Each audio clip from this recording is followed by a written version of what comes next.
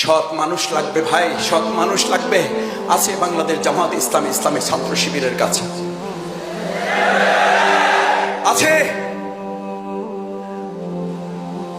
আজকে যে দায়িত্বে যারা আছেন অন্তর্বর্তীকালীন সরকার, তাদের সবচেয়ে বড় সংকট, তারা বলছেন ভাই কি করব, ডানে তাকালে দুর্নীতি, বামে তাকালে দুর্নীতি, সামনে তাকালে দুর্নীতি, পিছনে তাকালে দুর্নীতি, একটা ভালো জায়গা পাওয়া যাচ্ছে না।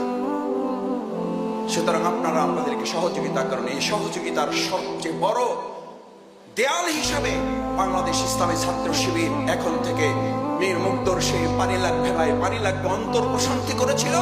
আর তোমরা আজকে ওয়াদাবদ্ধ হও, এখান থেকে অঙ্গীকার করো।